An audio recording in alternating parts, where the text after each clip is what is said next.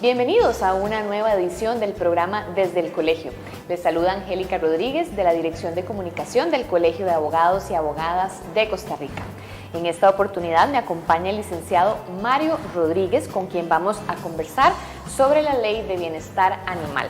Antes de iniciar con el tema, les presento a nuestro invitado. El licenciado Rodríguez es abogado, máster en Derechos Humanos, juez del Tribunal Penal de Alajuela. Bienvenido, licenciado, ¿cómo le va? Un gusto tenerlo en el programa. Muchas gracias, doña Angélica, es un placer. Para iniciar, ¿qué tal si nos brinda un contexto de la Ley de Bienestar Animal, la cual fue promesa de campañas electorales anteriores? ¿Se podrá decir que su aplicación es reciente? Doña Angélica, la Ley de Bienestar Animal está pronta a cumplir 5 años de vigencia. Realmente es una ley bastante reciente y según lo que vamos a conversar el día de hoy, no es tan reciente como inaplicable hasta el día de hoy en la práctica. La ley nace efectivamente como una promesa de campaña y gracias al esfuerzo de los grupos animalistas, de las asociaciones de protección de los animales, y lo que se ha podido revelar es que, por ejemplo, el primer caso se dio 2 años después, hasta el año 2019. Eso revela claramente que la ley ha tardado en aplicarse y hasta el día de hoy, por lo menos yo he podido monitorear a raíz de los medios de comunicación colectiva, escrita, prensa escrita como televisiva y radial, de que aproximadamente solo 5 casos han estado llegando a la etapa de debate o de juicio en materia penal, lo cual revela que ha habido una inaplicabilidad de la misma. ¿Qué obligaciones establece esta ley para quienes tenemos mascotas? La Ley de Bienestar Animal, creo yo que desde la misma Carta Política, desde nuestra Constitución Política, viene claro que hay una protección al medio ambiente.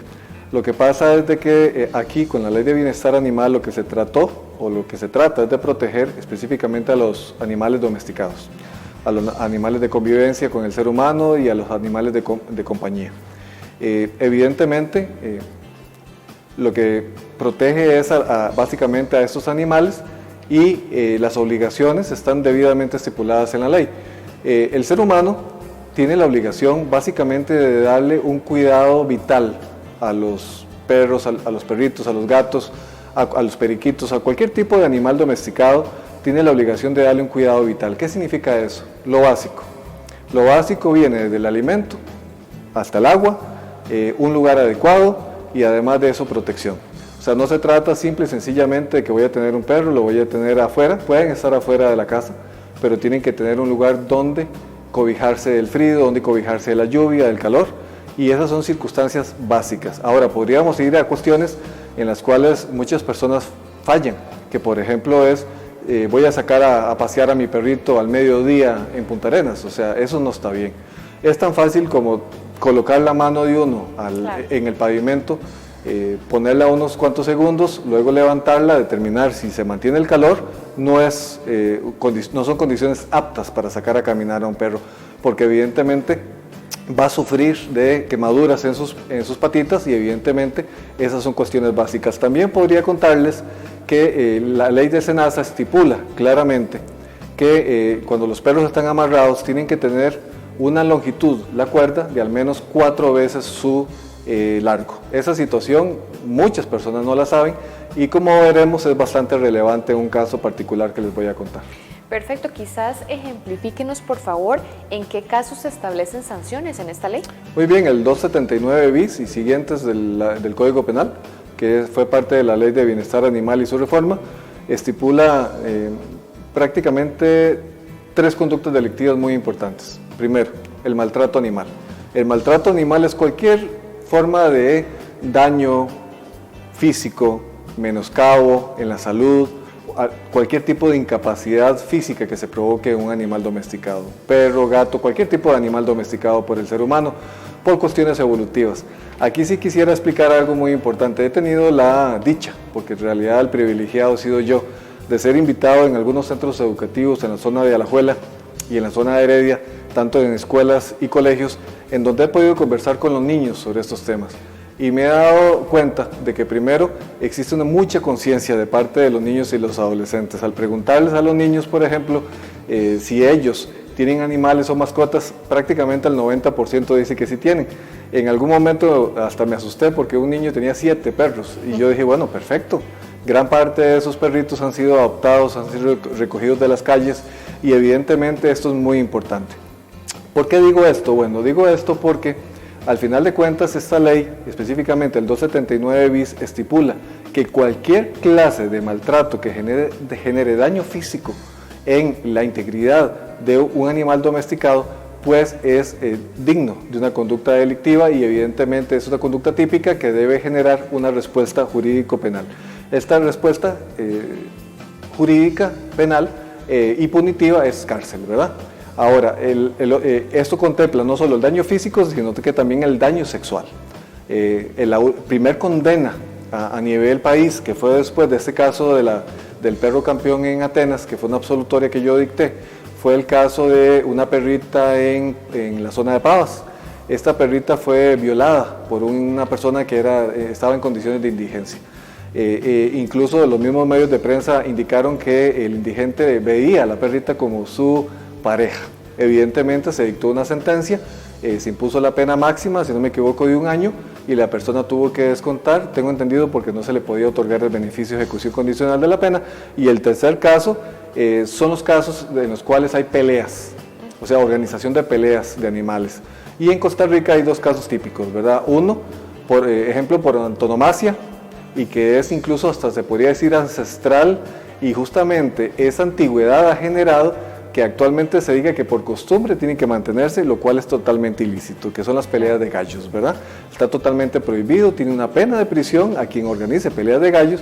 Disculpe, ¿de cuánto? Porque esa era la próxima consulta, digamos. Tiene una sanción. ¿Peleas de animales? De animales, tanto de cualquier tipo de animales, pero en Costa Rica son las peleas de gallos y las peleas de perros. Sí, claro. Ambas son sumamente, voy a utilizar una palabra que tal vez a algunas personas les va a sonar extraña, pero es parte de la sensibilización que tiene que haber. Son definitivamente actuaciones inhumanas. Son crueles. Totalmente crueles y degradantes para los animales. En el caso de las peleas de gallos, imaginémonos que no solo se prestan para el lavado de activos, como lo han dicho muy bien las organizaciones, en este caso criminales, específicamente de investigación criminal, como el OIJ, como la Policía de Control de Drogas, como el Ministerio de Seguridad Pública. Ahí se lava dinero en muchos de esos lugares y además de eso no hay control de ningún tipo.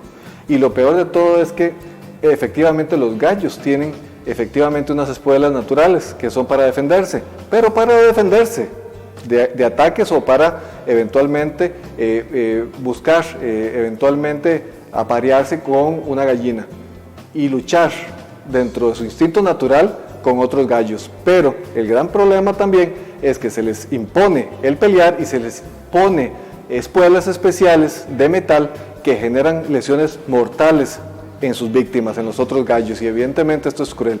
Y en el caso de los perros también sucede lo mismo. Incluso se conoce que para que los animales, los perros, estén mucho más bravos, mucho más disgustados, mucho más violentos, se les deja durante periodos largos sin comer para que efectivamente vayan y peleen con agresividad en contra de su oponente. Y en este caso particular, si no me equivoco, la sanción es hasta de 1 año de prisión. De acuerdo, bueno, y siguiendo con ejemplos, uno de los más recordados o mediáticos con la prensa fue en el que un sujeto lanzó un gato por el balcón de un condominio o de su condominio. En ese tipo de situaciones, ¿qué podemos hacer como ciudadanos? Me imagino que lo primero es denunciar alguna situación de maltrato animal y, ¿qué sigue en ese proceso, verdad? Porque lastimosamente, como la ley es muy nueva, muchos pensarían que hay impunidad y es lo que no queremos. Justamente queremos que quien cometa maltrato animal tenga que pagar por eso, ¿verdad? O tenga una consecuencia por sus actos. Siempre ha sido de la tendencia que logramos más con la educación que con la represión. Así es. Lo que pasa es que tienen que haber medidas inmediatas y medidas mediatas. Lamentablemente, como país hemos apostado más a las medidas inmediatas y es más fácil generar una reforma legal, generar penas de prisión y olvidamos, por ejemplo, cuando se habla de impunidad, que este país tiene aproximadamente 18,000 personas detenidas. Es muchas personas para un país tan pequeño como el nuestro, con 5.300.000 habitantes. ¿Cuál es el tema? El tema es que es muy importante la educación y por eso espacios como este que abre el Colegio de Abogados, a nosotros los abogados, para por lo menos dar un mensaje, ¿verdad? Claro. Un mensaje que creo yo que es importante, es el que la educación es la clave, ¿verdad? Primero que todo, a las personas hay que indicarles, a las que no son abogadas, que la ley de bienestar animal nunca fue concebida como una ley para mandar a las personas a la cárcel. Eso es muy importante, porque cuando se impone una pena de cárcel, por ejemplo, yo recientemente, ahora a inicios de año, tuve el caso de, tal vez para hacer una perspectiva acerca de la pregunta que usted hace, un preámbulo, más bien, tuvimos un caso, y a mí me gusta mucho para entender la ley de bienestar animal, sensibilizar y ponerle nombres a los casos, ¿verdad? Entonces fue el caso de Yasmín. Fue una perrita que se dejó amarrada, semisuspendida de una pared y murió con una torsión gástrica. Tuvo aproximadamente unas 2 horas de agonía, de una cruel agonía. Se impuso la pena máxima de 2 años a los imputados y se les concedió el beneficio de ejecución condicional de la pena. Eso no es antojadizo. O sea, la ley tiene una pena máxima de 2 años. Y en Costa Rica prácticamente la regla es que cuando una persona no tiene antecedentes penales, 1, y 2, la sanción es menor a 3 años, es un 99.99% probable que se conceda este beneficio.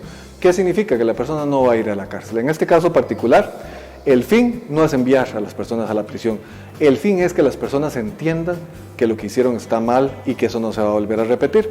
Y en ese caso particular, yo, digamos, comprendí que 2 medidas que no están en la ley, pero que son totalmente posibles aplicarlas desde mi perspectiva, iban a generar una respuesta positiva y que iba a lograr fines, que es justamente lo que usted me habla, de este caso del gatito que supuestamente lanzan y que todos vimos en televisión, ¿verdad? Que lanzan de un balcón. En este caso particular, 2 medidas que yo creo que esto le puede servir mucho a los abogados y abogadas que nos están viendo. 1, el impedimento para no tener mascotas durante el plazo máximo de 5 años. Eso es clave. Yo no necesito ser experto veterinario, ni tampoco necesito ser experto en conducta animal para saber que una persona que deja semisuspendido a una perrita y que se va a trabajar y luego llega y está muerta, no tiene la capacidad para mantener un animal doméstico. Eso está clarísimo. Y en otro caso que tuve también meses antes, que es el caso de Negro, un perrito que cometió el pecado, ¿verdad?, de ladrarle a una persona en la calle. Esta persona se devolvió y con un machete le cortó la patita y lo mutiló. A esa persona aceptó los hechos, se le impuso una pena de prisión de 8 meses y a esa persona le impuse la obligación de no tener animales domésticos y además ordené que fuera a un curso de control de la ira. Claro. ¿Con qué intención? Bueno, tampoco necesito ser psicólogo para saber que una persona a la cual... Que reacciona así. Que reacciona ante un ladrido, sí. Si reacciona así ante un ladrido de un perrito inofensivo, ¿qué puede pasar si una persona le toca, por ejemplo, el pito en una presa? Lo hemos visto, sí, hemos visto las reacciones de personas que no les pueden pitar e inmediatamente reaccionan violentamente. Yo soy de la idea que además de que la ley está dispuesta para no enviar a las personas a la cárcel, que eso es importante que las personas sepan, no es que los jueces simple y sencillamente cometemos impunidad, no, es que la ley está con una pena mayor de 2 años, o sea, la ley no está dispuesta para enviar a alguien a la cárcel, no, la ley está dispuesta para dar un mensaje de prevención, tanto general como especial. En este caso del gatito, ya está en fase de juicio, creo que está señalado para septiembre por parte del Tribunal Penal del Segundo Circuito Judicial de San José, Guaycochea, y se va a conocer por parte de un juez unipersonal o una jueza unipersonal. ¿Cuáles son las posibilidades? Bueno, muy interesante, en ese caso hay una querella. Resulta ser que la ley de bienestar animal estipuló que los grupos animalistas pueden constituirse como querellantes y actores civiles para proteger los intereses difusos de la colectividad, no solo de las personas, sino también de la colectividad de los grupos animales, de los animales que son protegidos. Entonces, ¿qué quiere decir eso? Bueno, que pueden presentar una querella, pueden ejercer la acción penal junto con el Ministerio Público o solos, e incluso se puede condenar civilmente con una acción civil resarcitoria, dinero que va a poder ser utilizado, ¿para qué? Bueno, para llevar las acciones legales que estos grupos van a utilizar con sus abogados y abogadas, y además para utilizarlo en la protección de otros animales con intereses difusos. Muy importante, estos grupos tienen que estar inscritos en el registro judicial del Poder Judicial. Ahora, ¿cuándo acudir a SENASA? Caso hipotético. Tengo un perrito, yo lo llevo amarrado a caminar, vamos caminando, pero resulta que en una casa X el perrito no está amarrado y no tiene patio, entonces está, como decimos, deambulando por el frente de la acera, y cuando yo voy con mi perro se lanza agresivamente a morder al mío, por decir de algo, o al de una persona, e incluso la que lleva al perrito amarrado tiene que casi que salir y casi que correr riesgo de ser atropellada porque el otro perro está a la libre. En esta situación, ¿qué se puede hacer? Muy buena pregunta. En realidad, ahí hay dos aspectos. Primero, cuando no hay delito, se puede ir a SENASA, ¿verdad? Y cuando hay delito, se puede acudir a SENASA o se puede acudir al Ministerio Público o al OIJ. La regla es que si la persona no está identificada, es decir, el sujeto propietario del perrito o del gatito que está siendo maltratado o que se ha acabado con su vida, se acude al OIJ y se presenta la denuncia. Si está individualizado, de una vez hay que ir al Ministerio Público y presentar la denuncia. En un caso hipotético como el que usted me presenta, también quiero aprovechar para indicar que desde mi perspectiva, cuando un perrito se sale de la casa y agrede a un ser humano, existe la posibilidad de aplicar la legítima defensa. Es decir, ahí desde mi punto de vista no hay un maltrato animal si una persona se defiende de una forma razonable, ¿verdad? Ante una agresión actual que está sufriendo por parte de un perro. No quiere decir que si ya repele la agresión, simple y sencillamente se va para la casa, va a traer un arma de fuego y va y lo mata. Eso no se puede hacer, eso no es legítima defensa. Hay que ejercer la legítima defensa en el momento, protegerse uno, proteger por ejemplo al perrito de uno y punto. Y eventualmente la persona propietaria de ese perrito puede cometer el delito de descuido de animales, que es un delito que está tipificado en el Código Penal. Perfecto. Bueno, ¿existe a su parecer, algún vacío que tenga esta ley o cuáles serían los puntos que usted considera deberían reforzarse o la ley está perfecta, a su parecer? La ley tiene muchos problemas, pero la ley tiene problemas desde su origen o génesis. Primero que todo, yo soy uno y a mí me gusta ser muy crítico en todo sentido, incluso hago mucho mea culpa. Soy simplemente un juez de la República que tiene que aplicar la ley cuando corresponda. Por eso me gusta que la gente tenga calidad de información. En este caso, la ley venía, y como lo indiqué hace poquito en un artículo periodístico que salió en La Nación, que se tituló como Malestar Animal, la ley venía efectivamente con un error de fábrica. El error es que la ley venía sin presupuesto económico. Eso generó que desde antes de su nacimiento, que ahorita se cumplen 5 años, la ley venía sin contenido presupuestario y el OIJ, desde que iba a salir la ley, tanto el organismo de investigación judicial por parte de don Walter Espinosa como por parte del otrora presidente de la Corte Suprema de Justicia, don Carlos Chinchilla, indicaron que la ley no iba a poder ser aplicable convenientemente y total y absolutamente de forma adecuada, porque no existían los recursos. Imagínate, Angélica, que se necesitan, así, a grosso modo, se necesitan veterinarios forenses, veterinarios que hagan las necropsias, se necesitan lugares adecuados para recibir a los perritos y a los gatos agredidos en cada uno de los circuitos judiciales, se necesitan perreras especiales para trasladar los cuerpos inertes, los cuerpos muertos de los perros que han sido asesinados o los gatitos o las mascotas, y además perreras especiales para trasladar a los perritos agredidos. Entonces, son muchos recursos económicos y lamentablemente han habido algunas denuncias ciudadanas en el sentido de que tanto la OIJ como el Ministerio Público les han indicado que tienen que pagar las necropsias, y eso es inadmisible. El Poder Judicial no puede darse el lujo de decirle a un denunciante que tiene que pagar una necropsia. Por eso, esta situación no está aprobada, han sido algunas denuncias ciudadanas, pero lo importante es que algunas universidades públicas y privadas han ofrecido al OIJ y al Ministerio Público necropsias por mes. Eso no es suficiente. Ahora, se han dado pasos importantes, pequeñitos, pero importantes. Por ejemplo, les puedo contar, ya para terminar, de que el registro judicial, ante una gestión que yo hice, ha agregado la nomenclatura de maltrato animal en el sistema donde se registran las condenatorias. ¿Por qué es importante? Bueno, es importante porque esa es la forma de llevar las estadísticas de cómo se está aplicando la ley. Y segundo, recientemente don Walter Espinosa, por medio del OIJ, creó una unidad especializada en delitos ambientales. y al final de cuentas, con unos poquitos párrafos de su discurso, indicó que esta ley, que este grupo especializado del organismo de investigación judicial va a colaborar con la ley de bienestar animal.